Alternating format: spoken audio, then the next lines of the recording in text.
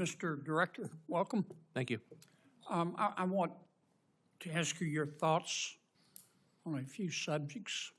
I consider you to be an expert on the federal budget and on public policy in general.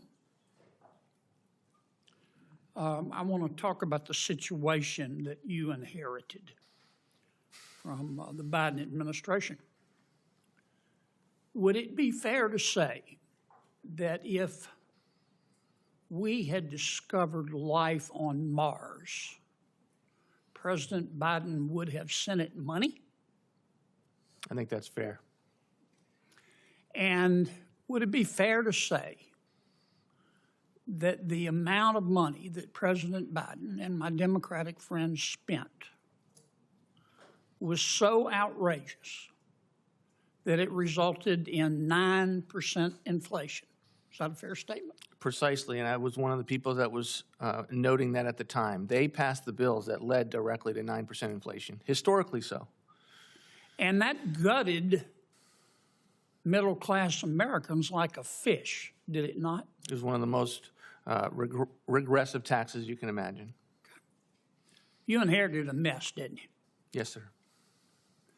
Now, you took steps to try to put things in order. For example, at your suggestion, we clawed back, as I recall, about $1.1 billion that the American taxpayers were giving to NPR and PBS. Is that correct? Correct. And we were told, were we not, that if we did that, Western civilization would end as we know it. We were told those types of things would occur if we did not fund that program. But here we are. And NPR still exists, doesn't it? As does PBS. Right. Okay. I want to ask you another question that doesn't, well, it has to do with the budget a little bit. When he was alive,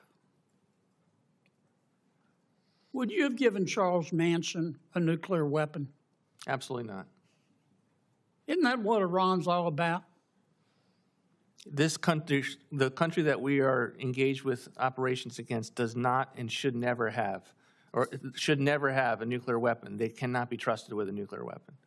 All right. All right, in my last 2 minutes, and I'm going to stay within my time because our chairman here is tough as a boot, and he's going to cut me off. Do you happen to know what our poverty rate is in America? Yes, I mean, it's about 32,000 as a family of four, and it's this formula that you consider. What percentage of Americans? I don't know what percentage of Americans. If you ask the Census Bureau, they tell you 11%. It's been 11 or 12% since God was a child. And I started looking at why that is. Are you aware that the Census Bureau, under its definition of poverty, only counts cash payments to the American people, not non-cash benefits? Were you aware of that? I am aware of that. And are you aware of the fact that if we count both cash benefits and non-cash benefits, for example, food stamps, which the Census Bureau says doesn't count. If we count non-cash benefits, all this money coming, of course, from the American people, that the poverty rate would be 1%. Don't you think we ought to give the American people credit for reducing poverty in our country? I'm proud of that. Are you aware, I got 32 seconds, these are the programs that the Census Bureau refuses to consider as part of the American people's gift to neighbors who are less fortunate than them. I'm going to read them quickly.